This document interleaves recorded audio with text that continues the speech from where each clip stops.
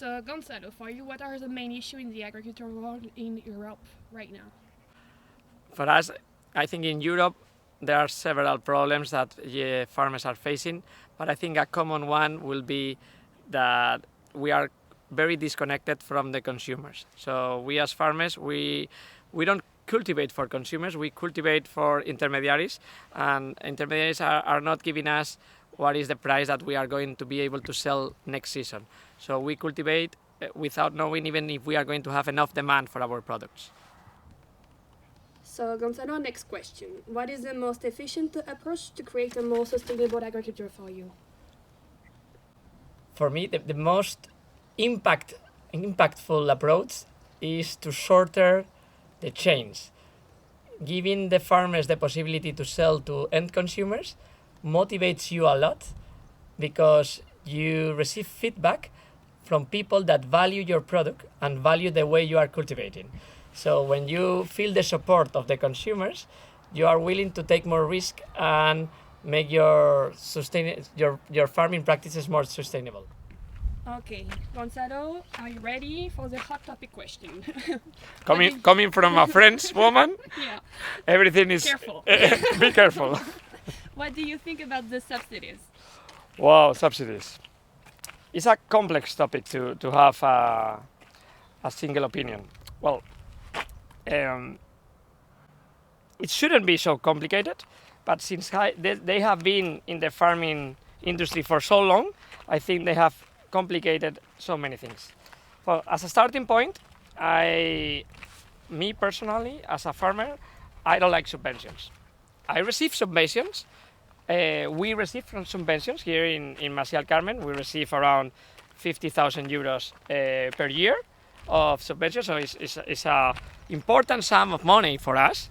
But I think that they are not really helping farmers cultivate in a more sustainable way, for example. And as a consumer that I buy my products, I know that the price that I am paying of the products is not the real price, because I know that a big part of our taxes are going for these subventions. So first things, I think that Europeans must know that what they are paying in supermarkets for the fruit is not the final price of what they are paying for their food. The final price is this price that they are paying to supermarkets, but also what they are paying through their taxes. So I think subventions are also allowing supermarkets buy cheaper products from the farmer. I know there is a lot of details. No, Gonzalo, the subventions are very necessary because otherwise farmers will not be able to buy tractors and so on. But I think that if you are giving subventions year on year on year on year on year, at the end you are not allowing to the food supply chain has the right level, no?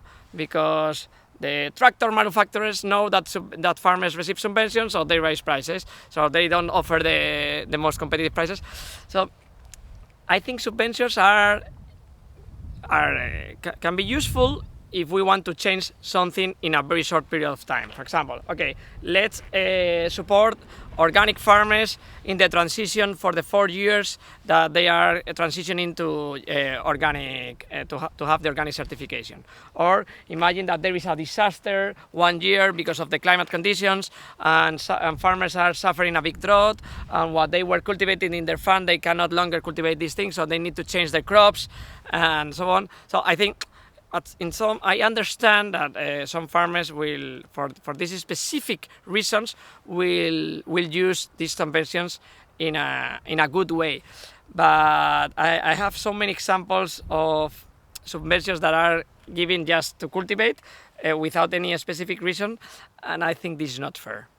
Okay, Gonzalo, so as a farmer yourself, what do you hope will come out of the protests you see everywhere in Europe? First, we need to understand that the origin of this protest comes from desperation. No? Desperation in terms of rules that farmers do not understand, desperation in terms of economic conditions that farmers that are creating not a competitive market for European products. So I mean, I understand this frustration, and I understand that farmers. I mean, if a farmer is leaving his or her farm in order to go to a city to protest, is because the frustration is big. Because most of the farmers that I know cannot leave their farms for too long. So if they go to this point that they are going to the cities to protest, is because the situation is very difficult for them. Okay, so we are not all farmers, but I think we are all impacted with this issue. So what do you think we can do as individuals to help with the situation? Well, I think consumers are the key to solve most of the inefficiencies that we are living as farmers in the food supply chain. What consumers can do is to choose from where to buy their farmers. I mean, just to get conscious of what is the impact if they buy their fruit in one place, if they pay for their fruit what one price or another price, if they prefer to buy organic or not organic. All these decisions are having an impact at the start of the food supply chain.